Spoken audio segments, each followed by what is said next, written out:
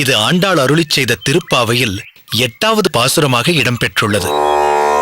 கிழக்கு திசை வெளுத்து நாள் தொடங்கிவிட்ட இந்த வேளையில் எருமைகள் மடி நிறைய பாலுடன் பனிபடர்ந்த புல்வெளியில் மேயத் தொடங்கிவிட்டதை நீ பார்க்கவில்லையா என்று தன் தோழியை கேட்கிறாள் ஆண்டாள்.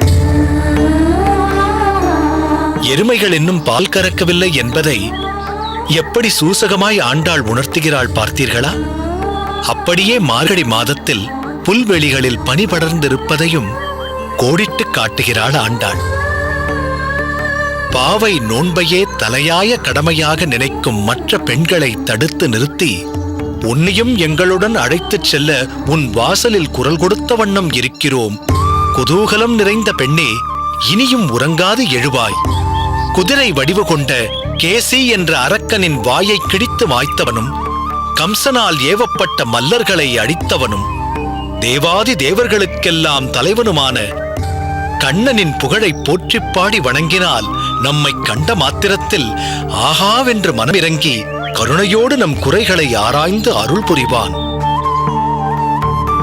எனவே பாவை நோன்பிருக்க வாராய் என்று தன் தோழியை கூப்பிடுகிறாள் ஆண்டாள். என்ன அற்புதமான விளக்கம் ராமானுஜா! பாசுரங்கள் என்னதான் தாய்மொழியில் இருந்தாலும் இப்படி ஆழ்ந்து அகழ்ந்து அதில் செறிந்துள்ள அர்த்தத்தை வெளிக்கொணர எங்களுக்கு ஒரு ஆசான் தேவை என்பதைத்தான் இது உணர்த்துகிறது. அர்த்த புஷ்டி நிறைந்த இந்த தமிழ் பாசுரங்களை நாம் மட்டுமே அனுபவிப்பது நியாயமல்ல. இவைகளை அனைத்து தரப்பு மக்களும் அனுபவிக்க வேண்டும். அப்படி அவர்களும் இதை அனுபவிக்க வேண்டுமென்றால் முதலில் இதை அவர்களிடம் கொண்டு செல்ல வேண்டும். அதை செயல்படுத்த நான் முழு மூச்சாக அதில் இறங்கும் முயற்சியில் ஈடுபடப் போகிறேன். அதில் உங்கள் ஒவ்வொருவருடைய ஒத்துழைப்பையும் நான் அன்போடு எதிர்பார்க்கிறேன். என்ன செய்ய வேண்டும் என்று ஆணையிடு ராமானுஜா. ஆணையிடுவதா? அது அகங்காரமாகாதோ? என் உள்ள கிடக்கையை என் அன்பு நண்பர்களிடம் பகிர்ந்து கொள்கிறேன். நற்பணி என்பதால் நம்பிக்கையோடு உங்களையும் என்னோடு சேர்ந்து கொள்ளுங்கள் என்று அழைக்கிறேன். அவ்வளவே. பாரெல்லாம் இந்த பாசுரங்கள் ஒலிக்க வேண்டும் என்ற தங்களுடைய எண்ணம் மிக உயர்ந்த எண்ணம் அண்ணா. நிச்சயம் நாம் எல்லோரும் ஒன்றாகவே இந்த முயற்சியில் ஈடுபடுவோம். இந்த என் முயற்சி வெற்றி பெற வேண்டும் என்று பெருமாள் திருவுளம் கொண்டால் பாசுரங்கள் அனைவர் மனதிலும் ஒலிக்கட்டும். அதன் வாயிலாக சமுதாயத்தில் ஏற்ற தாழ்வுகள் மறையட்டும். புதியதோர் உலகம் மலரட்டும். இறை பக்தி எங்கும் பரவட்டும்.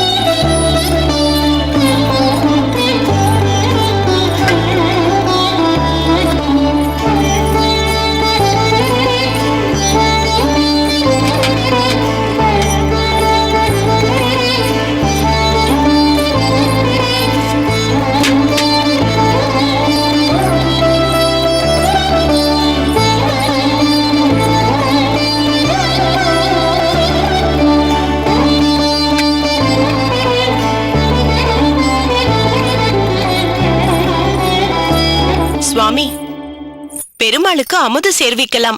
எல்லாம் தயாராக உள்ளே கொண்டு வந்து வைத்து விட்டேன். அப்படியா? சரி. பெருமாளுக்கு தளிகை சமர்ப்பித்த பின் தாங்களும் அமுது செய்யலாம் அல்லவா? செய்யலாம். சரி, பெருமாளுக்கு தளிகை சமர்ப்பிக்க ஆரம்பியுங்கள். இதோ நானும் வந்து விடுகிறேன். இரு. என்னவோ உன்னிடத்தில் இன்று ஒரு அவசரம் தெரிகிறதே. ஏதோ ஒரு பரபரப்பு இருக்கிறதே. அப்படியா? இருக்கலாம். தாங்கள் அமுது செய்த பின்னர் நான் சற்று வெளியே சென்று வர வேண்டும். அது மனதிற்குள் இருப்பதனால்தான் எனது செயல்பாடுகளில் அவசரம் தெரிகிறதோ என்னவோ. நன்றாகவே தெரிகிறது.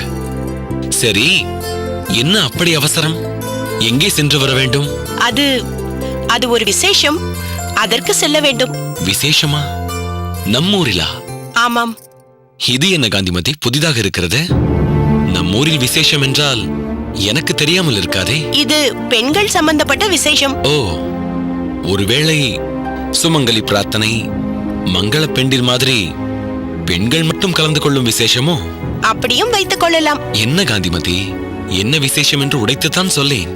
பூடகமாகவே சொல்லிக் கொண்டு போகிறாயே. உங்களுக்கெல்லாம் தெரிய வேண்டிய பெரிய விசேஷம் ஒன்றுமில்லை. பெண்கள் கூடி பெண்கள் நடத்தும் ஒரு சிறு வைபவம்.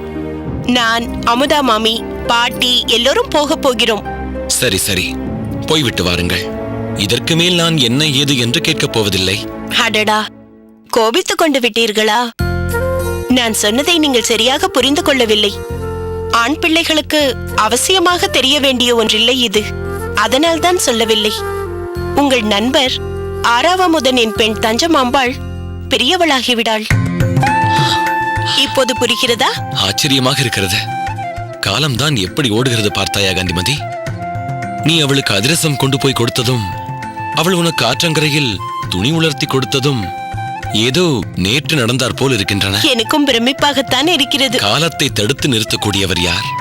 இதோ நாளைக்கே நம் இரண்டாம் மகள் கமலையும் பெரியவளாகி நிற்கப் போகிறாள். அப்போது பிரமிப்பு போய் திகைப்புதான் மிஞ்சப் போகிறது. போதுமே, என்னை பயமுறுத்தாதீர்கள். இதில் பயமுறுத்தல் என்ன இருக்கிறது? இயற்கையாக நடக்க வேண்டியது நடக்கத்தான் போகிறது. அதுவும் இது நல்ல விஷயம்தானே? நல்ல விஷயம்தான். ஆனால் உடனே ஜாதகத்தை தூக்கிக் கொண்டு ஓடி நமக்கு தகுந்த மாப்பிள்ளையை தேடியாக வேண்டுமே. அது நம் கடமை காந்திமதி. நாம் பெற்ற பெண்களை நல்ல இடத்தில் தாரை பார்த்து கொடுப்பது கிரகஸ்தாசிரமத்தில் உள்ள மிகப்பெரிய கடமை. உங்கள் நண்பர் ஆறாவமுதனுக்கு இப்போது அந்த கடமை வந்துவிட்டது. அதெல்லாம் அவர் அந்த கடமையை செவ்வனே ஆற்றுவார். சரி, இப்போது உன் வழியாக தஞ்சமாம்பாளுக்கு நான் ஏதேனும் பரிசு கொடுக்க வேண்டுமே. கைவசம் என்ன இருக்கிறது என்று தெரியவில்லையே. அந்த கவலை தங்களுக்கு வேண்டாம். போன மாதம் ருக்மிணி மாமி பெண் பெரியவளான போது கடை தெருவிலிருந்து ஒரு அருமையான சிற்றாடை வாங்கிக் கொண்டு வந்தேன். அங்கே இன்னொரு சிற்றாடையும் கண்ணை கவருகிற மாதிரி இருந்ததால் இருக்கட்டும் என்று அதையும் வாங்கிக் கொண்டு வந்து வைத்திருக்கிறேன். அதைத்தான் இன்று தஞ்சமாம்பாளுக்கு கொடுக்கலாம் என்று இருக்கிறேன். பிரமாதமான முன் யோசனைதான். முன் யோசனை ஒன்றுமில்லை, ஏதோ வாங்கினேன். இன்று தற்செயலாக அது உபயோகப்படுகிறது, அவ்வளவுதான். அன்று பாவாடை சட்டையுடன் உன் அதிரசத்திற்கு பரந்த சிறுமி தஞ்சமாம்பாள் இன்று உன் சிற்றாடையில் யுவதி தஞ்சமாம்பாளாக மிளிரப் போகிறாள்.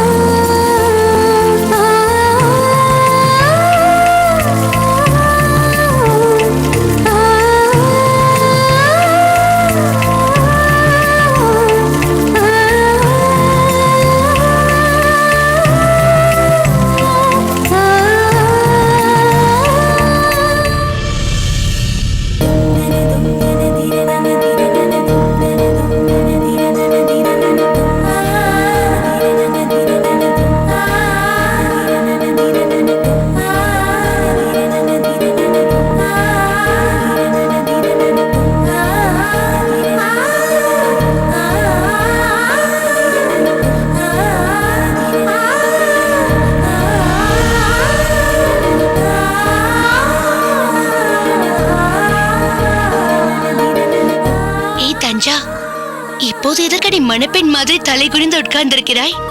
நேரம் வரும்போது உட்காரலாம். இப்போது என்ன வெட்கம்? இங்கு இருப்பவர்கள் எல்லோரும் பெண்கள்தான். இல்லை கமலி, அவள் ஒன்றும் வெட்கப்படவில்லை. மணமேடையில் உட்கார்ந்திருப்பதாக கற்பனை செய்து கொண்டு பக்கத்தில் இருக்கும் மணாளனை பற்றி கனவு கண்டு கொண்டிருக்கிறாள்.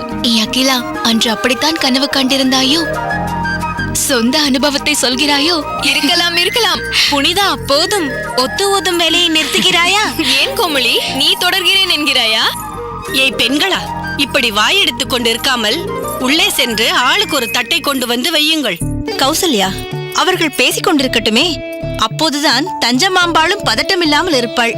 நான் சென்று எடுத்துக் கொண்டு வருகிறேன். இல்லை இல்லை, நீங்கள் எதற்கு சிரமப்பட்டு கொண்டு? நீங்கள் இருங்கள். நான் வேண்டுமானால் எடுத்து வரட்டுமா கௌசல்யா? பாட்டி, நீங்கள் எதற்கு அமுதா மாமியையே வரவேண்டாம் என்று சொல்லிக் கொண்டிருக்கிறேன்? அதற்கில்லை கௌசல்யா, எல்லாம் சரியாக எடுத்து வைத்திருக்கிறாயா என்று பார்க்கத்தான் கேட்டேன். அதற்காகத்தான் சொன்னேன். நீங்கள் சிரமப்பட வேண்டாம், எல்லாம் சரியாக இருக்கிறது. வாருங்களடி.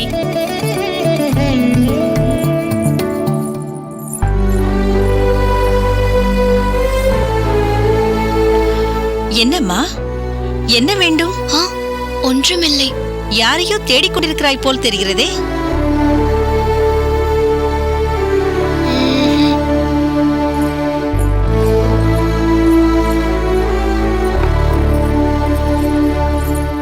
கௌசல்யா, எல்லாவற்றையும் கொண்டு வந்து வைத்து விட்டீர்களா? ஆமாம் பாட்டி. ஏன்? நான் சொன்னது சரியாக போய்விட்டதை பார்த்தாயா? ஏன் பாட்டி? எல்லாவற்றையும் கொண்டு வந்து வைத்திருக்கிறோமே. நன்றாக கொண்டு வந்து வைத்தாய். நலங்கு தட்டை காணாமே. ஆமாம். அடடா, மறந்து விட்டேன். இதோ கொண்டு வருகிறேன். பாட்டி என்றால் பாட்டிதான். சரியாக எது இல்லை என்று கண்டுபிடித்து விட்டீர்களே. பிறகு இத்தனை வயதாகி என்ன பிரயோஜனம்? அனுபவம் அடியே அனுபவம். பாட்டி, நீங்களும் இதே மாதிரி ஒரு நாள் மனையில் உட்கார்ந்திருப்பீர்களே. அப்போது ஒரு மணியில் உட்கார்ந்தீர்களா?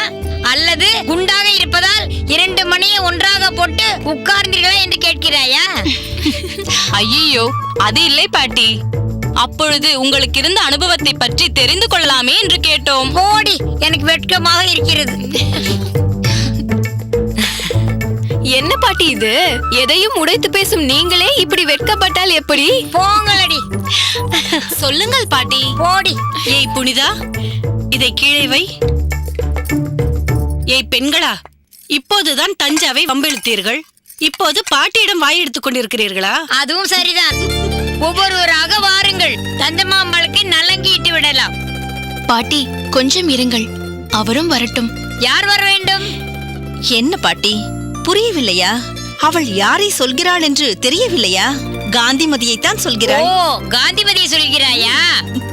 இங்கே பார் தஞ்சா, நாங்கள் அகத்திலிருந்து புறப்படும் போது நீங்கள் போய்கொண்டே இருங்கள், நான் இதோ வந்து விடுகிறேன் என்று சொன்னாள்.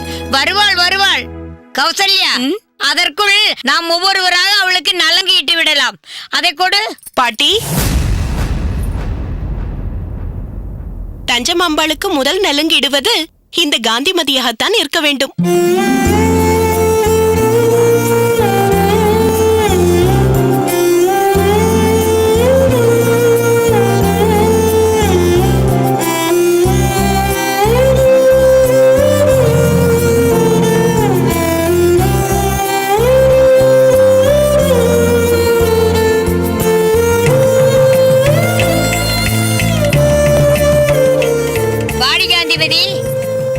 வாருங்கள் மாமி, நீங்கள் வந்தது எனக்கு மிகவும் சந்தோஷம். இங்கு நடப்பது உங்கள் அகத்து பெண்ணின் விசேஷம் அல்ல, எங்கள் அகத்து பெண்ணின் விசேஷம். தஞ்சமாம்பாள் எங்கள் குடும்பத்தில் ஒருத்தியை போல. இதில் கலந்து கொள்வதில் எனக்கு தான் மகிழ்ச்சி அதிகம். அது என்னமோ உண்மைதான் காந்திமதி. நீ வரவில்லையே என்று துடிதுடித்து போய்விட்டாள் தஞ்சா.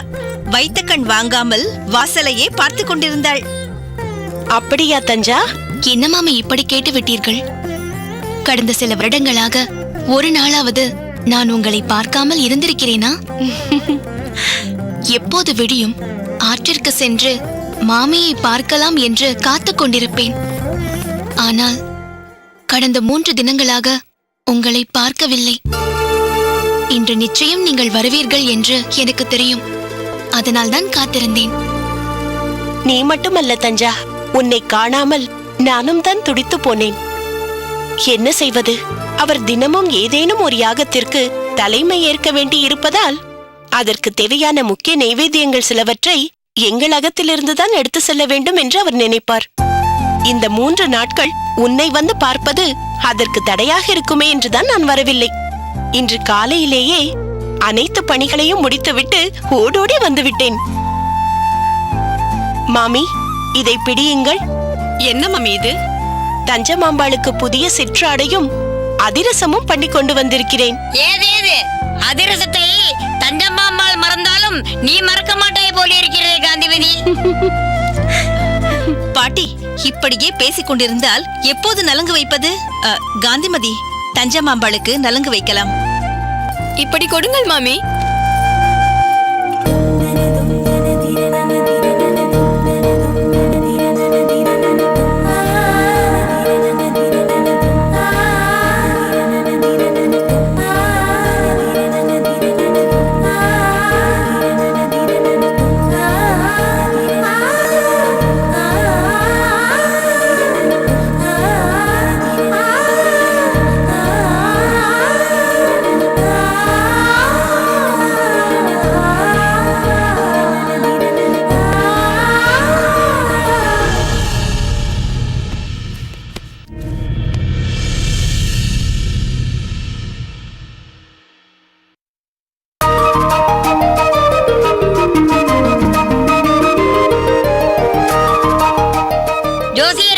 ஒன்றும் அவசரமில்லை. நிதானமாக குழந்தை தண்டமாம்பாளின் ஜாதகத்தை பார்த்து பலனை சொல்லுங்கள். பாட்டி, என் தொழிலில் அவசரமே கூடாது. கணக்கு போட்டு பார்க்கும்போது கூட 2 4 தானா என்று ஒரு முறைக்கு 2 முறை யோசித்து நிதானமாகத்தான் செயல்படுவேன். இந்தாருங்கள் ஜாதகம்.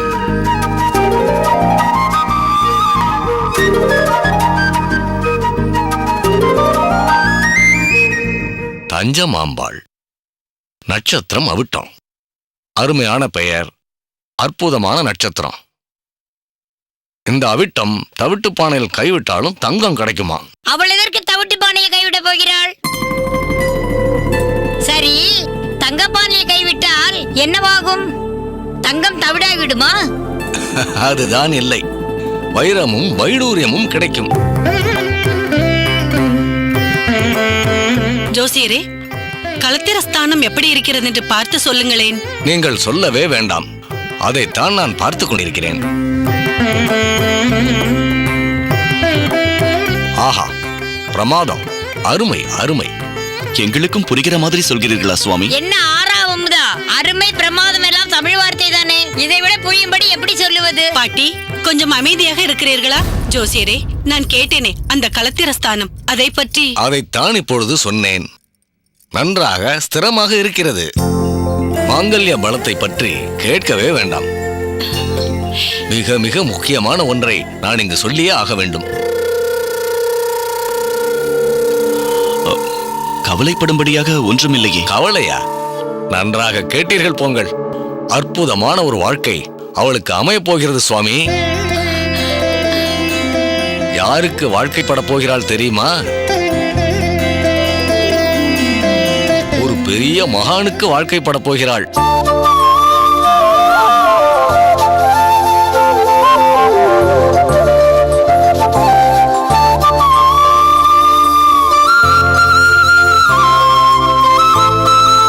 மகனுக்கா? உண்மையாகத்தான் சொல்கிறீர்களா? நான் எங்கே அம்மணி சொல்கிறேன், இந்த கட்டம், இந்த ஜாதகம் சொல்கிறது. மகான் என்றால்? மகான் என்றால் ஊரே போற்றுபவர் இல்லையா ஜோசியரே? ஊர் என்ன, உலகமே போற்றுபவராக கூட இருக்கலாம். ஆனால் ஒன்று மட்டும் நிச்சயமாக சொல்ல முடியும், இவள் வாழ்க்கைப்படப் போவது ஒரு மகானுக்குத்தான்.